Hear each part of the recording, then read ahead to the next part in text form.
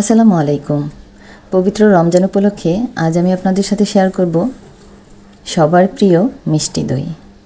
এই মিষ্টি দই ইফতার কিংবা সেহরিতে কম বেশি সবাই পছন্দ করি। তাছাড়া অতিথি আপ্যায়নে তো আমরা দই সার্ভ করতে খুবই পছন্দ করি। তো চলুন তাহলে দেখে আসি ঘরেই খুব সহজে পারফেক্ট দই কীভাবে তৈরি করা যায়। আশা করি আমার রেসিপি ফলো করলে আপনিও তৈরি করে নিতে পারবেন মজাদার এই দই। এখানে আমি 1 লিটার প্যাকেটের দুধ নিলাম। যদি ফার্মের বা নিজের বাড়ির পালা গরুর দুধ হয় তাহলে সেক্ষেত্রে দইটা আরও বেশি মজা হয়। এখন এটা ভালোভাবে জাল করে নিব। কিছুক্ষণ জাল করা হলে এর মধ্যে দিয়ে দিব হাফ কাপ গুঁড়া দুধ। গুঁড়া দুধ দিলে দইয়ের টেস্ট আরও বেশি মজা হয়, তবে না থাকলে না দিলেও হবে, কোনো সমস্যা নেই।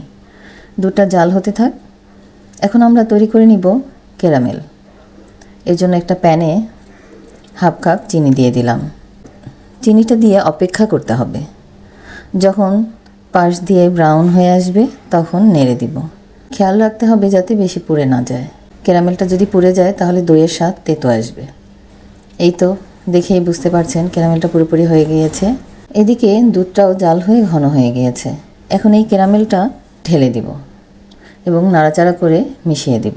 মাশাআল্লাহ, অনেক সুন্দর রং এসেছে। দুধ জাল করা হয়ে গিয়েছে। এ পর্যায়ে চুলা বন্ধ করে ঠান্ডা হওয়ার জন্য অপেক্ষা করব। তবে আমি পুরোপুরি ঠান্ডা করব না। এখন দই বসানোর জন্য আমি 2টা মাটির বাটি নিয়েছি। আপনারা যে কোনো বাটি বা বক্স নিতে পারেন।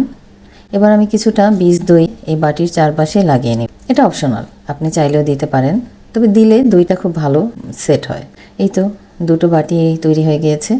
এবার দই কিছুটা ঠান্ডা হয়েছে, এর মধ্যে আঙ্গুল দিয়ে চেক করে নিব। বেশি ঠান্ডা করলে দই ভালোভাবে জমে না, আবার বেশি গরম হলেও নষ্ট হয়ে যায়। এখন এই বীজ দইয়ের মধ্যে কিছুটা দুধ মিশিয়ে নিয়ে সম্পূর্ণ দুধে ঢেলে দিব।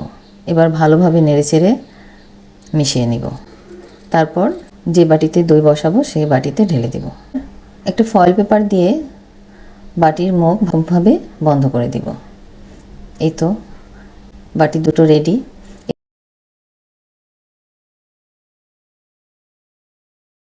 বাটি দুটো গরম জায়গায় রাখতে হবে। এর জন্য আমি সোফার উপরে কম্বল দিলাম।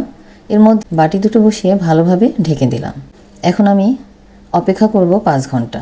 এই দই সেট হওয়ার জন্য 5 থেকে 5.5 ঘন্টা সময় লাগবে।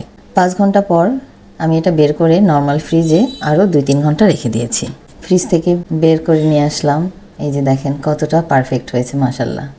আশা রাখি আপনারাও তৈরি করবেন এই মজার দই। এতক্ষণ ভিডিওটি দেখার জন্য সবাইকে অনেক অনেক ধন্যবাদ। আজ এখানেই বিদায় নিচ্ছি। আল্লাহ হাফেজ। আসসালামু আলাইকুম।